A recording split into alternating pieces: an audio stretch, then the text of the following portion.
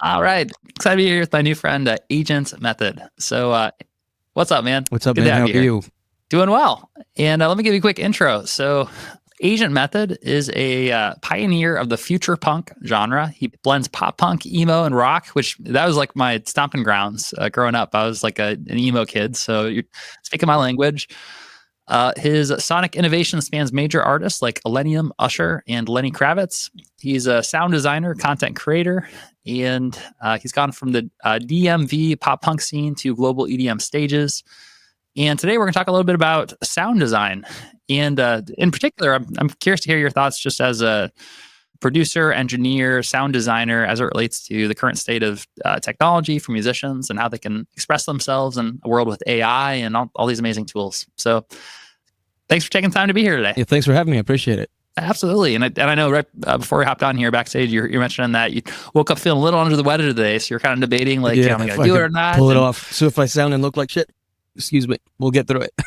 yeah, I give you huge props. Thanks, man. The fact, because we could, I'd ask you on a reschedule, but you're like, man, you're like, nope, I woke up today. How did you put it? You're like, I drank Big old cup of get the fuck up and do it, or something like that. I said it. I typed it to you. It's in your email. it's good. I would say like 99% of the battle or the thing that I think that kind of like separates artists who are successful or just be in general people who are able to accomplish meaningful goals is that mindset right there. Is there's like, I'm just gonna make it happen no matter You what. got to I'm gonna work start. through I it. was watching this. It was like a reel that just came across my screen. I think it was actually even an ad, not even a proper reel, but something about this guy that created this methodology of motivational insight, for lack of a better term. But the idea kind of boils down to like within 9 seconds of you thinking of doing something is the prime time to begin that thing, that in which your brain will start the wanting to complete shit process, because that's in there somewhere. So, but like if you wait beyond like the 9 seconds, it starts to turn into something else. And it's like, I'm starting to try to adopt that more with my just really anything. Oh, that's some good stuff. Yeah. It definitely seems like there's sort of there's these waves of like energy or waves of momentum, and you can get momentum if you swim along with the wave. When it's cresting, then it's like boom, you can get all the momentum. But exactly like you're saying, if you wait too long, it's like, all right, like the wave kind of passes, and now it's like, all right, I'm ready, I'm gonna go after it. It's like, you kind of missed it. You missed the wave. You got to wait till the next time. Yeah. Good stuff. Well, to start out with, I'd love to just hear a little bit more about yourself and your story and kind of how you found your way into the world of sound design and working with artists like Usher. Right. Yeah, man, for sure. So I started off in like pop punk and emo rock bands and stuff back in the day throughout middle school and high school. And on the DMV scene up there was pretty big with that. And then I became like the recording guy and would do just like my friends' stuff. Then a few years after high school, my buddies wanted to go down and work with producer Zach and Ken. They are from ZK Productions. Do you know who they are? Have you seen them? yeah. We've done an album with them. Oh, awesome. Yeah, they're good buddies. Like I said, man, we're definitely a same stopping grounds. Yeah, we're very well connected. Yeah, they're my homies. I've known them for over a decade. Awesome. Yeah, we went down to Tree Sound Studios in Georgia. I was still living in the DMV at the time, in Northern Virginia, Reston, Virginia to be specific. And then came down here to work with them. It went really well. Tried to get an internship, it just wouldn't work at the time. Finished the project in about a month, went back up to Virginia, and then a number of years went to audio school. I have a bachelor's in audio production and MIDI and something else. I have a bunch of nationally accredited certifications. I have to go back and look. And then after that, same group of kids wanted to go back down and work on a different album. And so I went with them again, tried to get an internship, and they were like, why don't you just try to get one with Tree Sound? Because they had moved from Tree Sound to a different place. And I was like, yeah, okay, I'll go back there and try to do that. And then I went, got an interview. Sorry, the project ended. I flew back up, called in, got an interview, flew down for the interview, got the job, got the position. And then my aunt and uncle just happened to move to Alpharetta, which is just a little ways away. I don't know where you are right now, by the way. Where are you? I'm in Orlando. Orlando, gotcha. And they just happened to be moving down to that area. So I moved down with them for like the better part of a year and started working at the studio. and a bunch of clients there, and that got me in the rooms with Usher and David Banner and Lenny Kravitz and a ton of people engineering for them, and sound designing to a degree. Like what they would expect you to do to some degree or another is that if you've got a track, sometimes the rest of it isn't built out, and you just kind of got to build it on the fly while they're recording. So there's some of that in there, but for the most part, it's just engineering on that side. But then I just kind of got disillusioned with studio stuff, went into the corporate world, which is weird. It's a weird transition to make, to be disillusioned with studio and go to corporate. I think it was just consistency of income and security. And I was the head engineer for Action Advertising for a number of years. They do like car dealerships and furniture stores and that kind of stuff. Then was over that pretty quickly and went back in and did freelance and started doing just clients all around the area. Then my wife suggested I started doing some silly videos because I'm a pretty goofy dude, as some people may have seen from my videos. Then I guess it happened. Steven Slate hit me up on Facebook because he saw one of the videos, and we'd been friends for a long time on Facebook from some long connection long ago. And he was like, I love these. Can you do these for our stuff? So I did a bunch for theirs. And then he was like, do you want to do stuff with Anna too? And I was like, yeah, absolutely. I sound design all the time for myself. I don't sell it. I don't do anything. And then just for the past 4, 5, 6 years, I've been a sound designer for 20 years. I've only been earning money in the past 5, 6, 7, 8 years, something like that. And then it's off to the races from there. That led to the next thing, to the next thing, to the next thing I could use as a coin to show what I'd done in the past. It's on the resume and all that stuff. And now I have sound design jobs lined up. So there you go. Okay. Yeah. Cool. Does that fill the box? It definitely fills the box. Good. Yep. Good. And I'm curious to hear your perspective as a sound designer, as someone who kind of lives and breathes in this world. Yeah. I feel like AI is sort of a buzzword right now, for good reason. It's kind of changing everything and every, especially creative industry. Like there's generative AI that's kind of coming into it, and so I'm curious to hear how you think of AI, and are you using it, and how do you recommend people think about it as a tool? Absolutely, man. I love coming up with ideas that I probably couldn't mathematically put together on my own because I'm not great at math, and feeding it that kind of input and having it output something that I could use in a song or in a patch for a synthesizer or something like that. The easiest example would be like Serum. It's got a formula parser. So if you can briefly describe what you want in a formula parser, it can spit out an equation, and you can put that equation in the formula parser and get a very cool wavetable that you don't have otherwise. So using things to a very unique degree like that.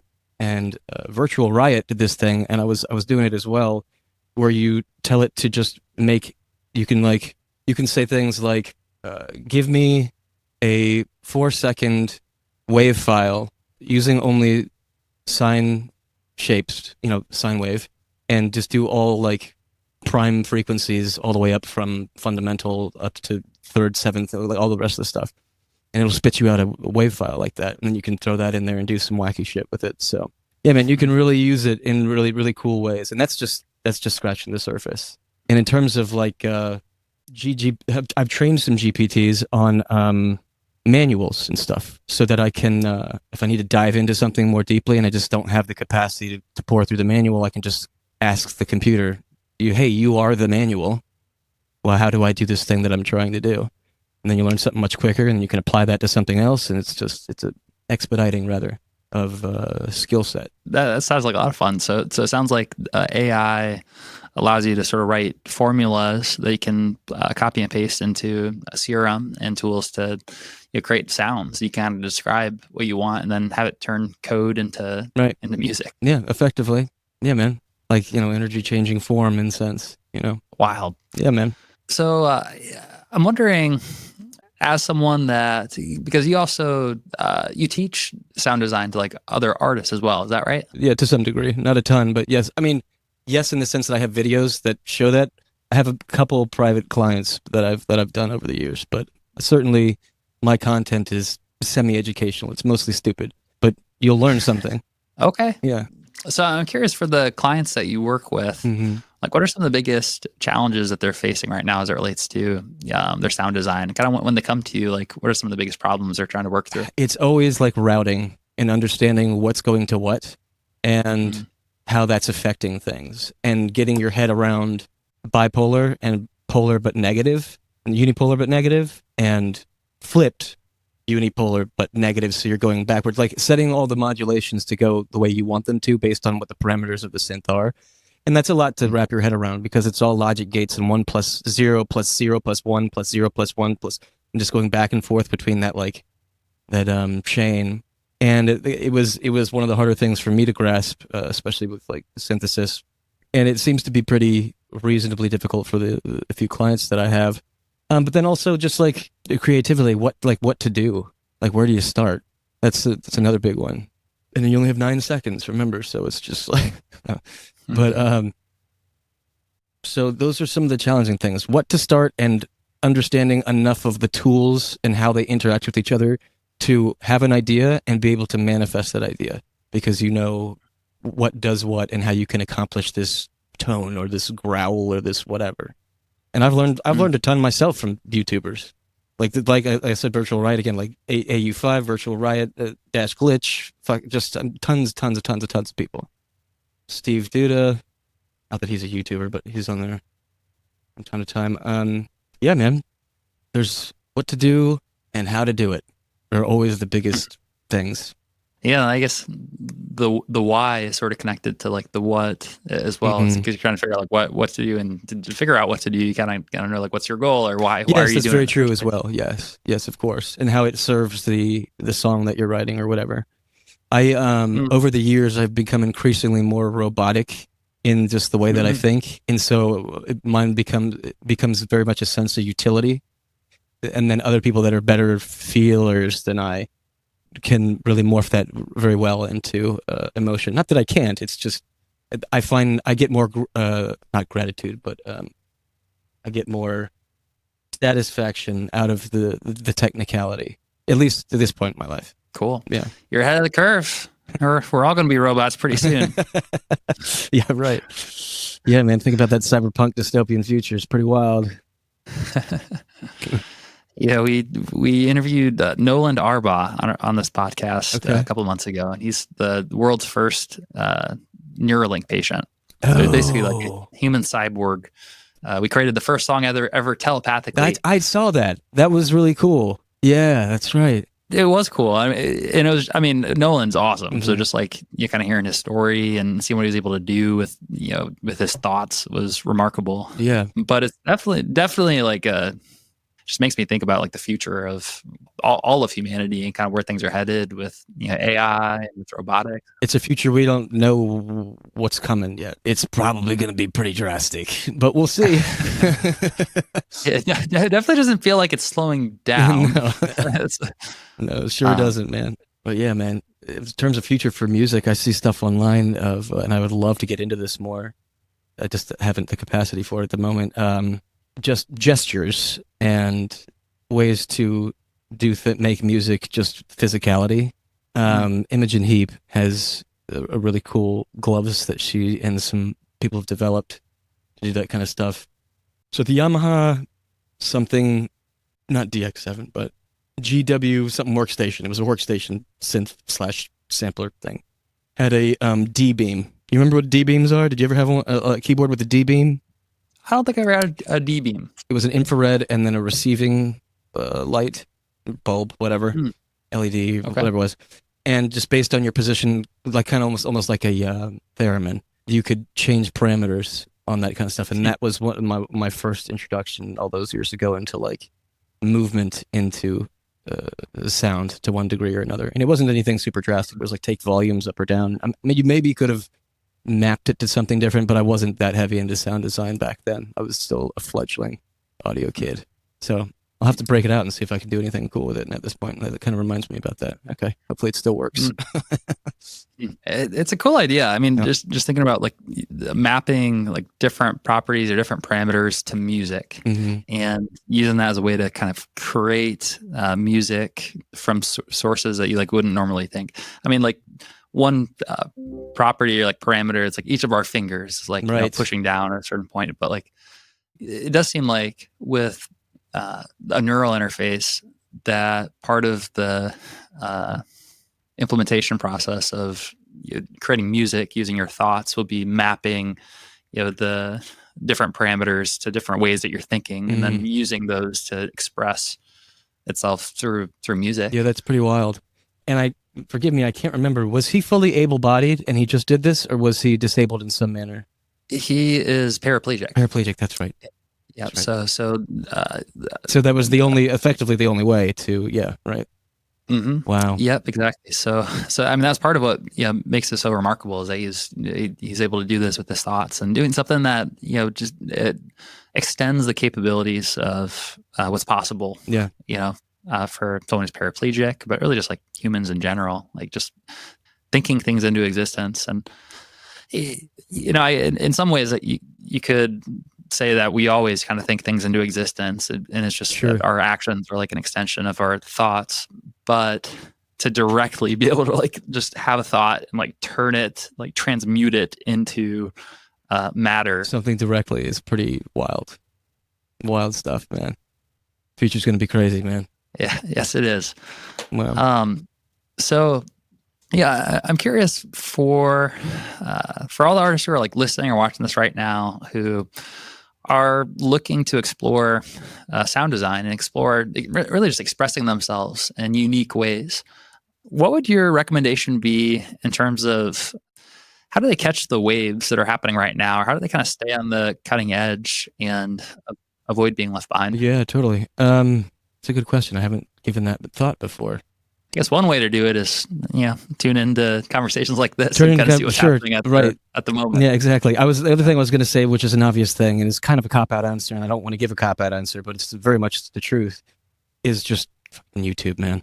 Just like, if you want to learn anything about what the functionality of a LFO does, just go to YouTube and just learn and just do that thing. Just do it along with it. Screen on one side, the DAW on the other, and just get in there and just start doing it one for one. That will start opening bigger and bigger doors for you faster than probably anything else, just because of if you have a certain amount of creativity, which I'm assuming any person who's in this, wants to be in this scene does, you could think about all the rest of the things you could apply it to. All the rest of the parameters of a synthesizer, or taking it out of the computer and using like gear and stuff. I've got a UDO Super 6 synth right here. It's probably out of frame. Yeah, it looks like it is. But it's an awesome synthesizer, and it can do really cool things like just use outboard inputs to trigger audio stuff, just voltage effectively. And that's, all older analog synths were pretty much that. But it's also fully digital and analog filters and stuff to a degree. So you don't have to, but just the functionality of like, now I understand how to route this. I can think that far over here, where I wasn't even thinking that far over here before. I was just twiddling with this one knob for 2 hours, just trying to figure out what it did. So it's just getting out there and learning anything to start the train moving. Yeah. So it sounds like what you're saying is that really like the best way to learn something is to do it. Mm-hmm. And I mean, it reminds me of like Nike, like just do it. Yeah, but I mean, there's a lot of truth to that. It's best way to learn is to actually like do the thing. And ideally, you can also learn from other people who've kind of like done the thing. Like you're saying, you can find someone on YouTube or you can follow along, but you got to show up and you got to do the thing. And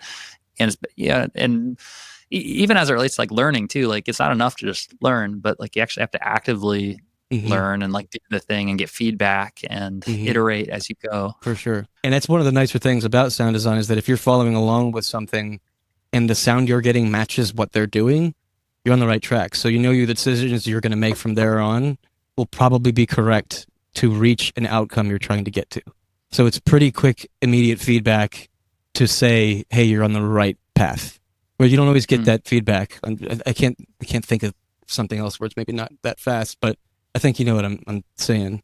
Yeah, I totally do. Because that's one of the biggest challenges I think of like trying to learn from like a course or from like a video or something, is if you don't have that feedback, then that can be a big limiting factor. I know. Here's an example of it. Like when I first wanted to learn how to work out and like lift weights the right way, I downloaded like some apps. I watched some videos.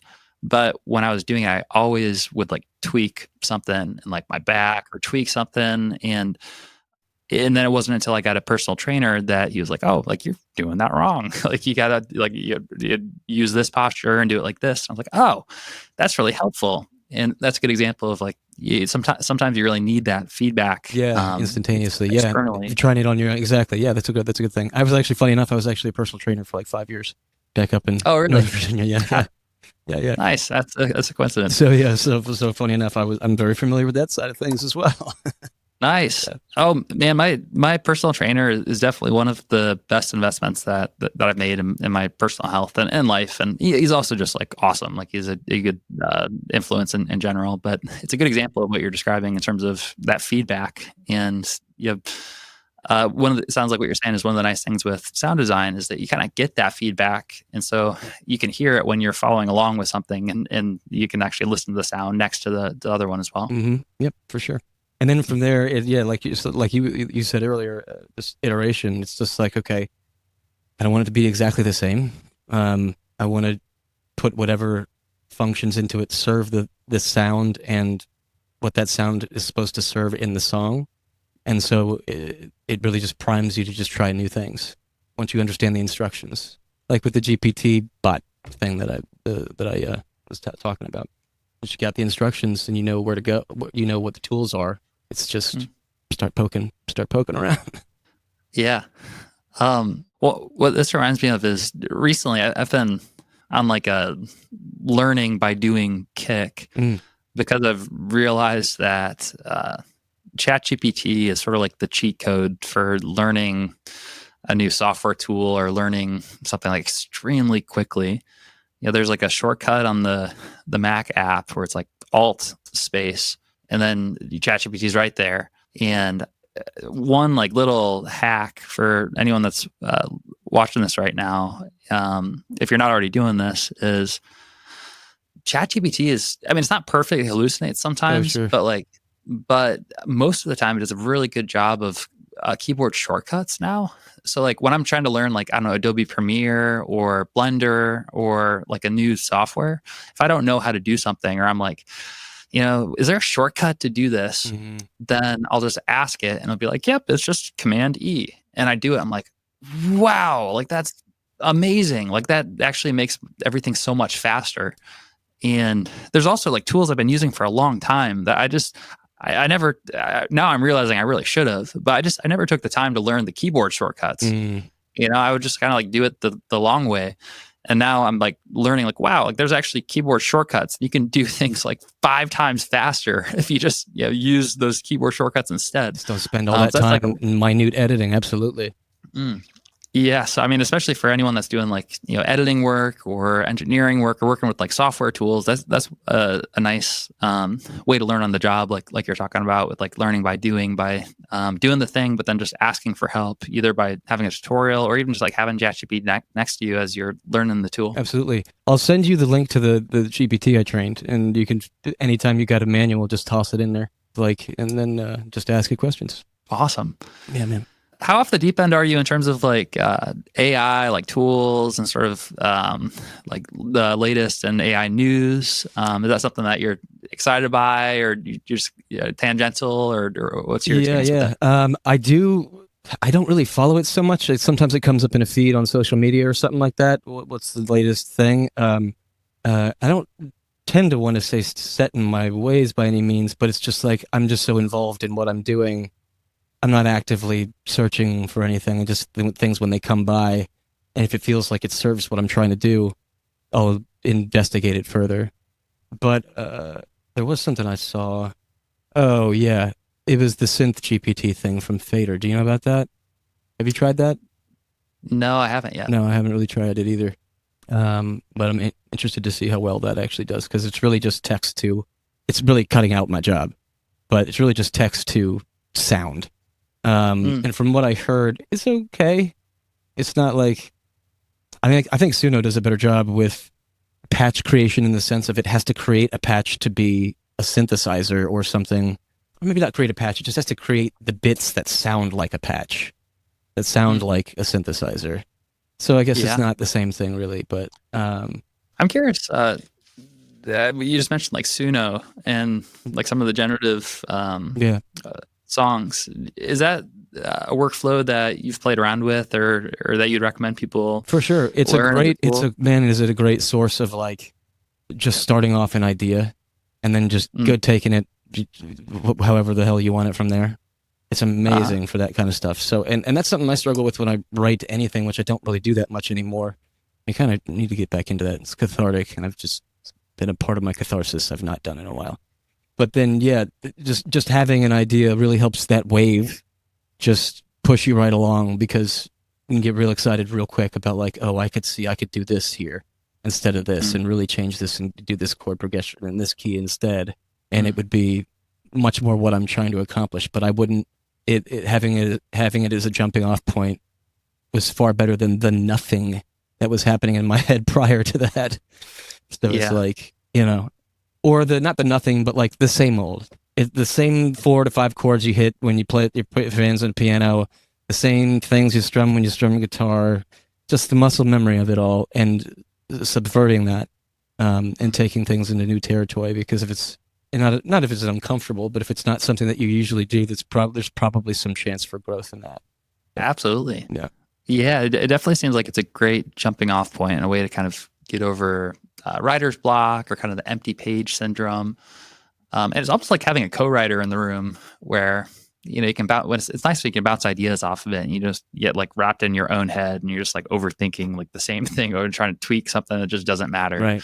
Really cool. Yeah, man. My dad recently, like a day or two ago, we've got a family friend named Gino, and he had like a toe surgery, and my dad is like, "Hey, Michael, like, do you know the name of the AI music app? Like, could I do a remix of the Hammer Time song, but like change it to Hammer Toe, like Hammer Toe?" And I was like, I don't think that it's easy to do something exactly. I mean, maybe like if you can actually just like literally like recreate an AI like parody of like a different song, but I was like, but I bet Suno could do something pretty good. Yeah, as a matter of fact, I was using it the other day to spark some ideas, and it played something that was almost exactly, I think it was Earth, Wind, and Fire or something. It was like the melody was so close, and it was like, yeah, something like that. So you could definitely give it a direction to go, no doubt, 1,000%. Okay. Well, that's what I ended up doing. I ended up using Suno and just kind of like copying and pasting what he had asked, and it like turned it into a really great like kind of song. But it was definitely not that close to Hammer Time. Sure, it was like kind of a different style. Yeah, but and you can always tell when it's Suno or AI or something, because it's got this weird, almost unattainable kind of weird chorusy effect on the vocal. That's just the result of bits that aren't the vocal, like being around the vocal. I don't even know how to explain it, but it feels like the tightest stacks, and just lots of them all the time with AI stuff. And it has yet to come back really, really, really clean to where it's super believable. I feel like I've heard the same thing. Yeah. I feel like Udio.com, like that AI one, sounds more realistic to me. There's some that I hear on that one that I'm like, oh my gosh, like that sounds like I wouldn't know that was AI. Wow. Suno to me seems, especially the version 4 that I know came out somewhat recently at the time of recording this, is like remarkable. It's much like, better than 30 really for sure. Yep. Yeah, but it does still have that kind of like AI sound to it, which is an interesting thing. It's like, that's an interesting effect. It's like, because it's probably not just, I mean, it's obviously not just stacks of really tight vocals on top of each other, unless it's just building on an iteration. Maybe that's it. It's just one version of it, and then it builds on it and builds on it and builds on it, and you're just hearing all of the iterations at once. And maybe there may be slight differences in how maybe that's it. Maybe that's why it sounds like that. I have no idea. I have never programmed an AI before. I've trained them, not programmed. Yeah. Interesting. It is interesting. Well, Agent, man, it's been a lot of fun talking today and geeking out a little bit about AI and the current state of things. And I'm glad that you decided to wake up today and just do it. Yeah, man, for sure. Sure. So appreciate you taking the time to hop on the podcast. And for anyone else or anyone that's here right now that's watching or listening to this who's interested in connecting more, or potentially someone who's interested in working with you in terms of like sound design stuff, what's the best place for them to go to learn more? Totally. Agentmethod.net and my YouTube. But I mean, you can probably click through those links on my website. Or so really just agentmethod.net. Bottom of the page, there's a contact me thing and it sends directly to me. And there's some free stuff on there for people to take and mess around with, and videos to watch, songs to listen to, all this stuff. All right. Awesome. Well, like always, we'll put all the links in the show notes for easy access. And thanks again for taking the time to be on the podcast today. Thanks for having me, man. Yeah.